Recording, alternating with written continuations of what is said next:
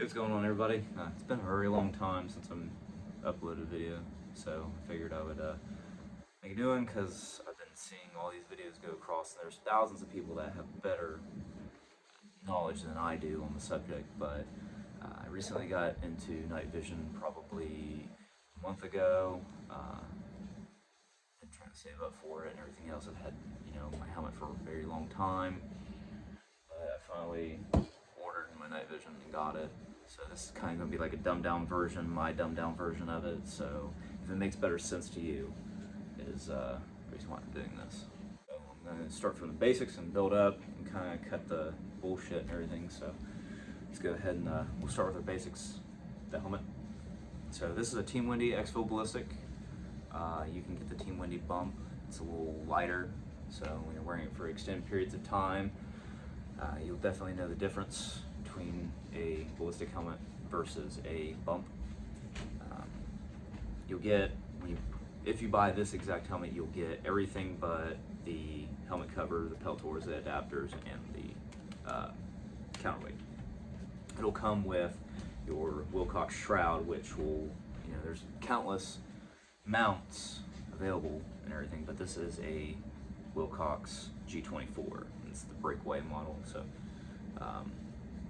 installing it's easy. Just kind of put it up in there, push this button on the side, locks in, and that's it. So the cool thing I like about the G24s is not only does it have the distance to your eyes, it tilts and everything else, so it also rises to where your height of your eyes need to be and everything. So, obviously tilts down or up with this knob, adjustment screw, and then you just float it back up. But very great mount. I highly recommend it to everybody that's wanting to get into night vision and everything. You obviously need a counterweight because nods are decently heavy. The DT that I have is 500 grams or something like that, but it doesn't seem like much, but when you're wearing it for a long period of time, it's wanting to roll down on you. And then obviously hearing protection. I don't have comms, I don't talk to anybody, so I have the regular defenders or whatever you would call those. So enough about the helmet. We'll get into night vision. So I keep my night vision in a Pelican Storm case. 50 bucks. Figure if you're spending $10,000 on something, you might as well. So these are the DT NVSs. I have these in unfilmed white phosphor. They're 18 UM. If you want to know about my specs and everything else for you spec junkies, by all means, ask. So when you're big thing with night vision is when you're first using them, you want to when you're storing them, keep the battery out. It just keeps anything inside from anything leaks. It's going to damage the housing, the unit, and everything else. But these do articulate. So, always keep your day cap covers on when you're in the day, even though there's no battery in it. I'm under overhead light. I still want to keep them on just for it's $10,000 investment, so I'm not sitting here trying to ruin my night vision by keeping them exposed to light. But if you have your night vision, you want to have a lanyard. This lanyard right here is I can't remember exactly the model or anything, but it's from T-Rex Arms. It's a lanyard. So what this will do, I will take my helmet, articulate them out, put my battery in, I will slide it into the dovetail, and then I will set my lanyard up. So my lanyard will pretty much catch things in case this does break away, the mount fails or something like that. It will catch my nods so they don't fall and hit concrete or rock or anything else. Sacrificial lenses are good too, but nevertheless.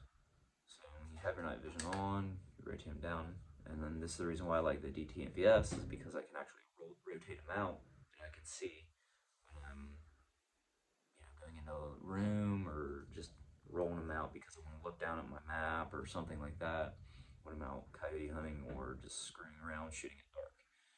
You can roll them down. Back up, or you can just stay up. This actually helps out on overhead clearance too. So when you rotate them in, they're higher up, like with your RMVGs. And when you rotate them out, it's kind of a little bit easier for clearance, or if you're getting into a car, you can actually do this too. So, but when I'm done, I turn them off, rotate them out, flip them up. I can take them off and back in. So always keep your hands on it just in case.